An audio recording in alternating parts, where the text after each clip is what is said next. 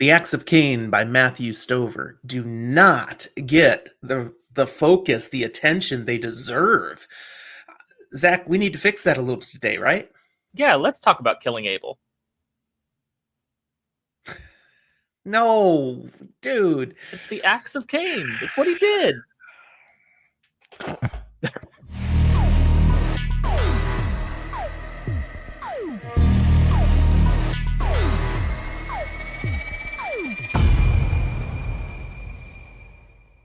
Hi there, and welcome to Fantasy for the Ages, the show where a father and son sit down and today talk about fantasy books, plural.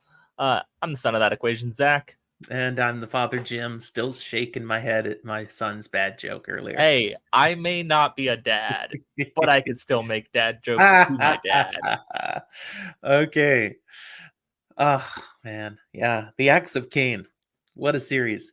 This is not a full review episode. This is a discussion about these 4 books, our general thoughts on them. I do have reviews on the first 2 out, and you did some reviews. I did some way about back these then, as well, too. yes. Yeah, I read them first. This is a rare case where I read a fantasy series before my dad did. It's happening more and more these days, but don't worry, it's not going to keep happening. He's got himself lost in romantasy smut now, so I won't be reading what are you those. talking about? This is my current read. But I've read that already. So. Yeah. And that is a good book. Also, hold on. You're talking about me getting lost in romantasy smut. I look at our Discord. I saw you and Mom are listening to ACOTAR together. We did one driving trip and got like 6% in. And that's as far as we are right now. We haven't found time to do any more. But I'm like, at 6% in, I don't see what the big deal is yet. So got to get a little further in, I guess. But that is definitely not what we're here for today. So, all right. So there's 4 books in the Acts of Caine. It starts with Correct. Heroes Die. Yep. Then The Blade of Tyshal. Yep. Then we get into Caine Black Knife. Yep. And Caine's Law. Correct. One of the things that I love about this series is each book makes it so what you thought you knew about the previous book is totally wrong. Very different. It continues to open up this world in new ways every time. And Stover is incredible in the way he did this whole thing. And I would say that it's like, yeah, you're just learning new things, but no, that's not true. Sometimes it literally is like what you knew gets unhappened. Oops. Yes, literally unhappened. Oh, wow. You cannot pull off Caine's Law if he didn't already have these things in mind when he wrote Heroes Die. Yeah. You can't. He had this plotted out. He might have still fleshed a few things out differently as he went, but he had to have an ending in mind to pull some of this off. Some picture of some ability to do this. I know I was talking with, I think, Drew McCaffrey about how he wrote the second book after having been diagnosed with a terminal illness that then it turned out wasn't. So that was good. Yeah. I was like, I didn't think he's dead. What? But no, that's part of why the second book, real dark. Dark.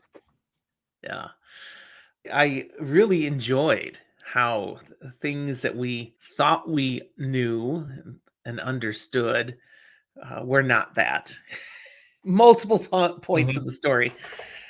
One of the elements that was really good about Caine Black Knife that I enjoyed was that it's written now and in flashback. Yeah. Okay, so you're getting 2 different stories that clearly are parallel stories. What's happening in the flashback has a direct impact on why we're having what's happening in the present happen. But we had heard references in the previous books to this stuff in flashback. About Caine decimating the Black Knives, and even going as far as the first book, the adventure Escape from the Boa Deccan or whatever. Right. Which was this adventure that was really Caine's big leap into stardom. Yeah, we get to see that before that Caine was nobody. He was just random Joe actor, and this is what made him, but it wasn't intended to make him either. We get to see that now.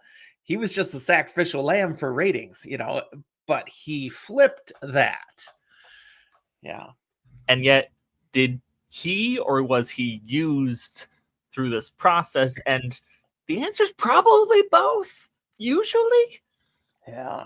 Caine's Law, though, man, that is a mind-blowing story. It's been long enough that I don't think I can accurately talk about things and how they happen in Kane's Law, because I'm sure I will get some of the intricacies wrong.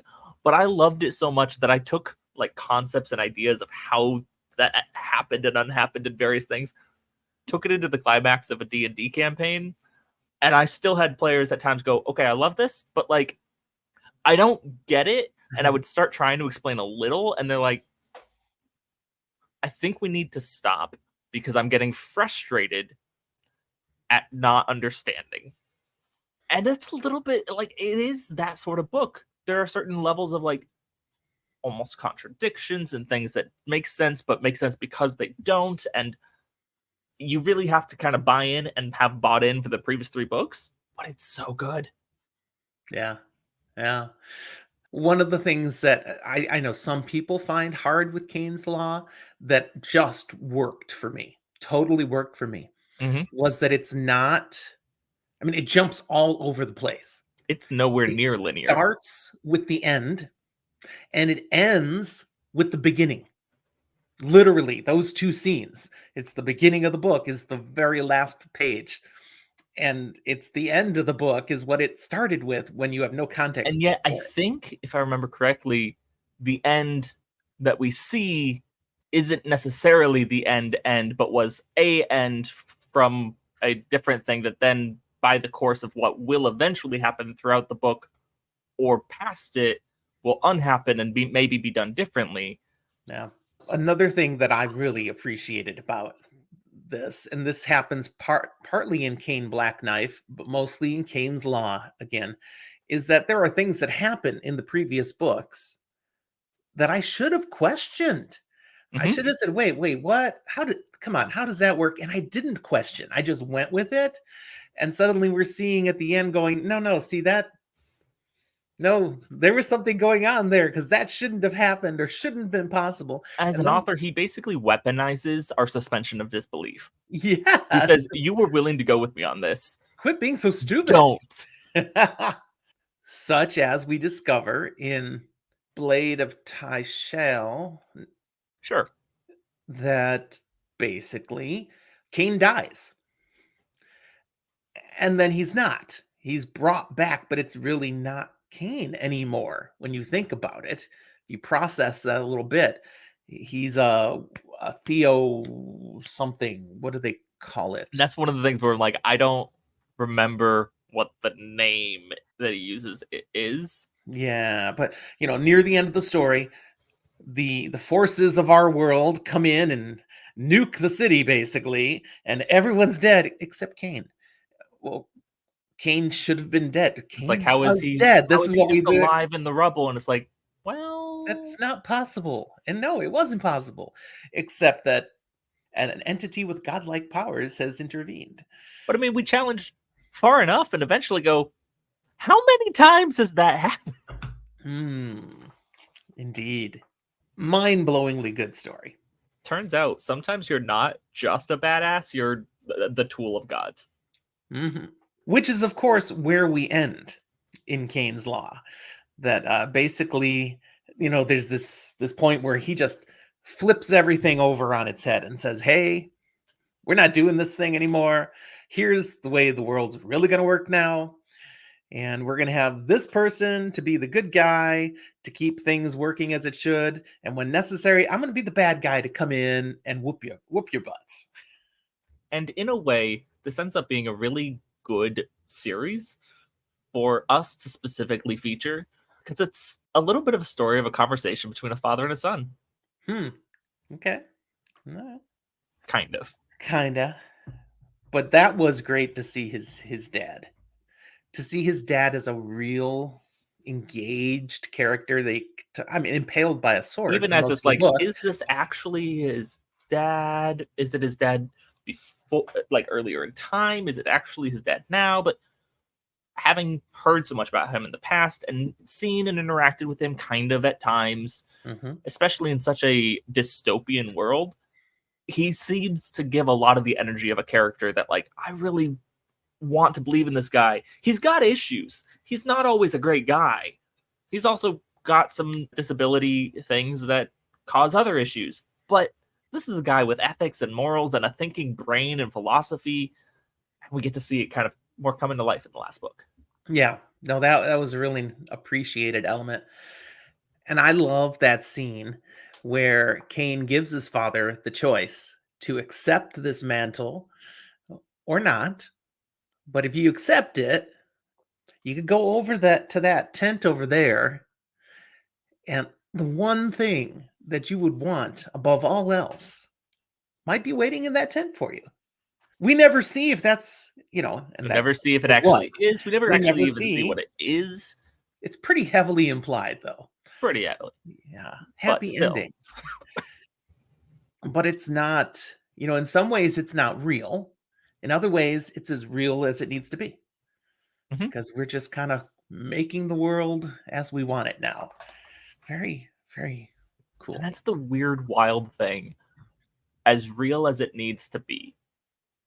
So none of what we see through a lot of these things are real, and yet because they're as real as they need to be, they often need to actually be real. So they are. Concepts. So good. My favorite character Uh-huh. in Kane's Law is the horse witch. I thought it might be. She's adorable. She just is the horse witch. She is. And again, concepts that are hard to grasp. She's immortal. She's been around forever, and yet she has a beginning. What? You can't think too hard. Your brain would start to bleed. Especially when it's this weird broken thing where it's like, yeah, I have a beginning that no longer exists. But I do. And I will. When early on in the story, she mentions, yeah, I die. I'm not dead, but I die. It's like, I'm immortal, but I die. I always die, but I'm always here. Huh? Crazy to be bold enough to just have a character who just is. Yeah. In a book where we're being told, stop believing this suspension of disbelief. Yeah. Her frank language to Cain, though, about sex was very entertaining. Now, we could talk about this a lot, about things we like, and we probably still will. I want to bring a couple of things of like negatives to the books. Okay. Which is to say, I don't personally have a lot, but there are some things that I know and I'm aware of, and I'm like, it is fair to be said, getting into these books kind of thing, be prepared for it not to pull punches, for it to be icky, for it to be violent, for it to be crass. If that's not something you're looking for or something you want, don't. And there are definitely subject matters within the books that I take issue with. Things that happen where I'm like, that's not okay. But I still thought it was an interesting story, partially because of some of those things. Sure. But some of those same things for someone else could be really challenging and hard to read. Yeah, I wouldn't recommend this series to everyone because of the subject matter, because of the language. It's very coarse in its language. None of it bothered me. It's very consistent in what it puts out there. Cain is a very coarse individual, but it never feels fake. It's just him. It's his personality, and he's true to himself all the way through. And to be fair, our good guys in this story do bad things often, but our bad guys Corrupt to the do core. damnable things. Yeah. One of the themes of this story kind of aligns with this. In book 1, Heroes Die, Harry Michelson, the actor who plays Cain, is in a tough spot in his life because his wife has left him. And she's left him primarily because she's tried to make him be something he's not. She's tried to change him. This is always a bad thing in a marriage. Don't try to change the person you're with. But the theme here is that she's trying to make him more genteel, less like the character he plays, because Cain is very bad at times. To be fair, WoW don't necessarily like try to change someone in your marriage. If you're married to someone like Caine, leaving's okay. She shouldn't have gotten married to him in the first place. Correct. Like, he's got so many red flags. So many red flags. But what we come to understand here is that Caine is who he is. Harry Michelson is the character he's playing. Yeah. He has to try to be this person who can function in society and get along with people and play by the rules. But that's not his true self. His true self is when he goes into the other world and can be Caine. And coming to grips with that is a part of his journey. Once he authentically becomes himself, things go better. And then we get more actual development beyond that, and it's not just like he embraces the darkness and all is better, but it's like, no, he does have to find and realize, okay, maybe I'm not all Caine, but I'm definitely not all Hari. Yeah. And it's where he kind of has to incorporate Caine plus the good of his dad, plus the realization that he's just a tool of gods. Yeah. He gets there. Definitely one of the more interesting characters in the story, featured primarily in the first two, is Mile Koth, who becomes Tannel Koth. I'm still not quite sure if he was a good guy or a bad guy. Yes. And to be completely honest, like, both and multiple times and occasions, including like originally before he's Mile Koth, not a good guy necessarily. Definitely just a guy, though. He's just like taking advantage of situations and utilizing other adventurers' parties. He's your NPC who gave a quest, but he also like did something a little bit heinous and had a sneaky other plan. But that doesn't make him evil, it just makes him not good. But like, his intentions are, yeah, I will become a god and unite the world and make things good and protect from this Kateri threat, which is real. And we go further, and eventually it's like, no. This is the big, historic, terrifying god threat of the ages in history. Like, the blind god and Earth and all that is why things are separate. So he's kind of the good guy. Mm-hmm. But we don't get it painted like that, and we don't understand that. Hari Caine doesn't understand that. When we get to know Mile Koth in the first book, during the parts where like Caine is working with him for a little while, kind of on the down low, but you kind of like Mile Koth. You get to see his personality a little bit, and you're like, oh, hey, nice guy. And much in the second book, as Tannel Koth, he and Caine kind of have an odd relationship, but it's clear there's personality that kind of is nice to talk to, pleasant It's a guy. weird thing where you are certainly my enemy, but you are also my friend and the only person in the universe who understand each other. Mm-hmm. Caine manages to flip the table over on Mile Koth twice.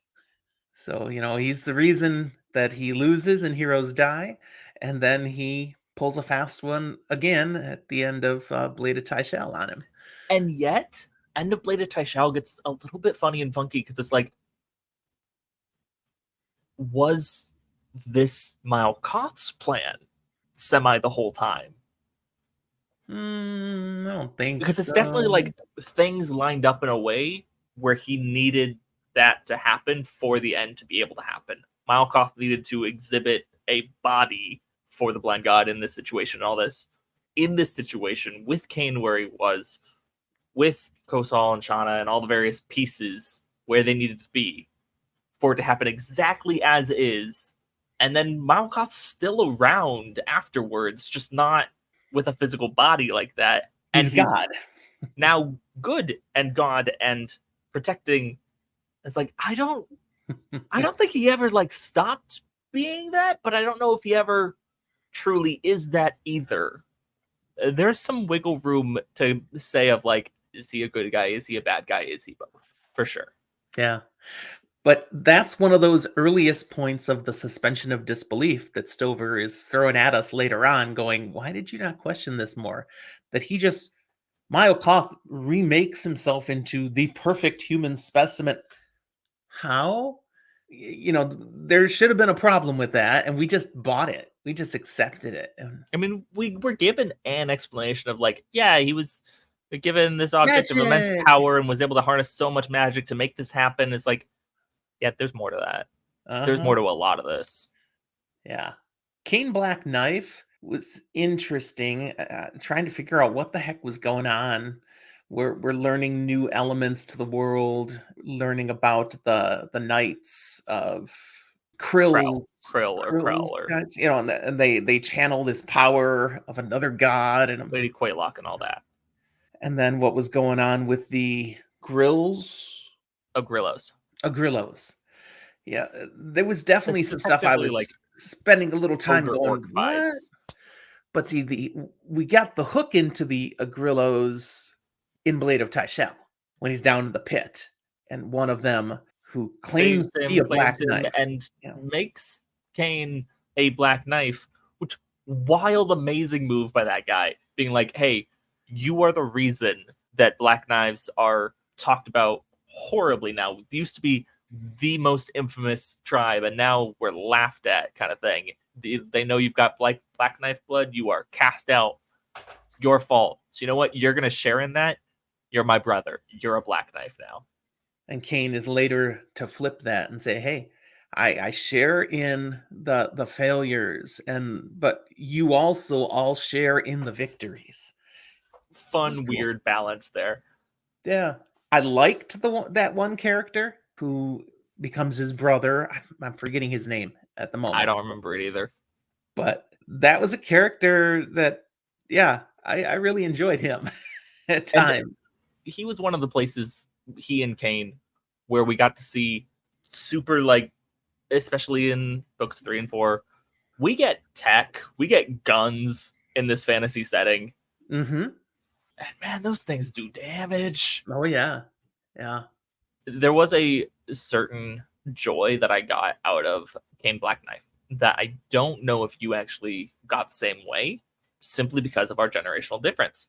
Okay, And you tell may me. have, but the whole, I think they call it the smoke hunt or something, Yeah. uh, when it's revealed that it's basically a bunch of like teens, if even, that are doing this as a crazy fun video It's game, a video game to them. It's like, holy getting in crap. and causing damage and raiding and killing and doing all these awful things. And that correlation and connection of like, yeah, no, like I was a kid playing Call of Duty and one of those sorts of things, and all these discussions around, do video games make us violent?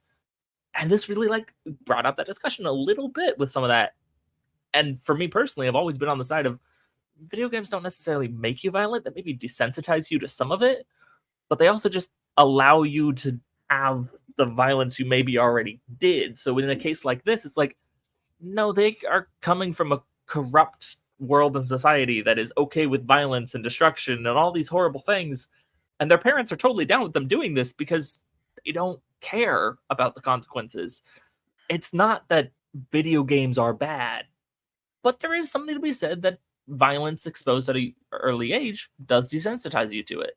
Yeah, that was a twisted element of the story that they're able to play these bodies, and they've got, quests to undertake. They have things they can do to score points, and exactly like a video game, and they have no issue with the fact that these are real people, real beings that they're killing and stuff. There's a certain detachment of it where it's like, yeah, but they're not really real, are they? Like, they're real. It's over in that other place.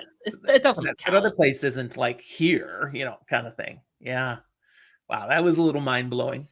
It Yeah. was when it was first discovered, though. It was a fun scene with these teenagers fanboying all of a sudden. Guys, this is Cade, And then that moment when the light bulbs I'm switches, gonna kill Caine. we could kill Cade. First, it's like, can we have your autograph? Then, wait a second, let's take down Caine. We will be kings. Oh, We love this Caine DLC. yeah, that was something from your generation that I didn't catch there. This Caine, And what?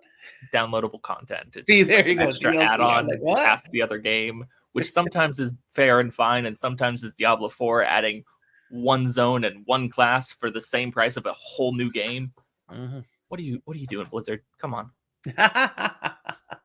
So again, the first three stories, well, the first two stories are linear. They're told pretty well. There's Mhm. occasional flashbacks and heroes die to help explain Yeah.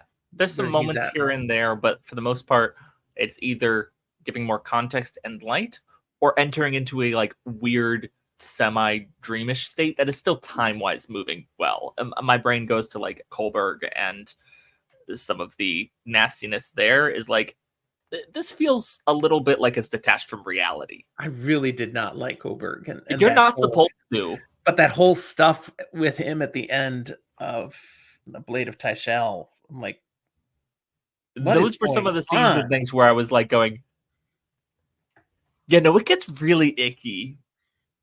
Yeah. Ugh. Then you get to the third book, Caine Black Knife, and like I said, it's two different parallel stories, and then Cain's Law just goes off the hook Yeah. all over the place.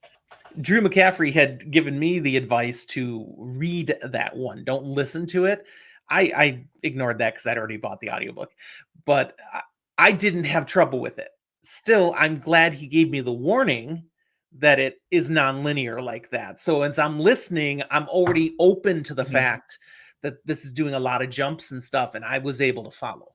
I will say I was glad that before I had read the first one, I'd had a conversation with Drew where he told me vaguely it does weird time things, basically. And it just gave me a little bit of context going into the series, being like, some things are gonna be weird. Okay. And again, I also listened, but I was able to follow fine. I Yeah. will say, usually I listen pretty fast. This is not a series that I would necessarily listen fast, at least for the last book. Yeah. Two things that I'll point out here then, and these are both character related, that I still have some question marks about a little bit, Yeah. or really, one is Shanna. I don't entirely, well, I definitely don't like her, but I definitely still have some confusion on exactly what happened with her in the end then. Did she end up back into the river? Is that an essence of her, or is she just gone? Or that was a little confusing to me. It's a little unclear. I will just say, just in general, her character is one of the places where the story suffers a little bit because the story is about Caine Yeah. and things that happen and various bits of that. She is a good and valid character in her own right, and occasionally we get to see moments where it's like we see cool things happen and important decisions, but for the most part, we see her through the lens of Caine and how he's viewing, and through that first book, he's viewing he needs to go save her. And so it does kind of lead into a little bit of a woman or the damsel in distress character vibe. Not always my favorite thing. It's not always my favorite trope. It's important for me to recognize and remember things where it's like, no, no, no, but she like chains a god to her will. So she's still pretty badass. Yeah. Um, Yeah.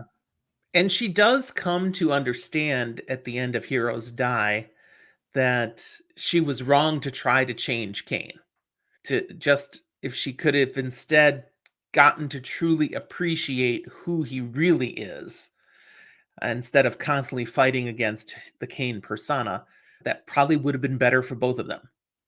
I wonder, and it's something that has bothered me a little bit for a while, how much is that she comes to that realization, and how much is that the river I don't at know. that point, and her perspective on life and the world being like, you can like shift things a little here and there, but like things don't change, but they're also constantly changing, and that's okay. And that kind of permeates the rest of her life and outlook. But the other character then that I'm like a Mhm. little confused and a little like, did we not use this character as well as we should have, is Faith. Okay, Okay. the daughter, who isn't actually Cain's daughter, although he raises her as a father, and she certainly sees, a father-daughter relationship there, and yet we talk a lot about her without actually having her as a primary character in the series, much at all. She's I she's the mysterious other. who's out there often. Generally appreciated that choice Yeah. for the same reason that I don't let players in my campaigns play anyone under the age of like 14.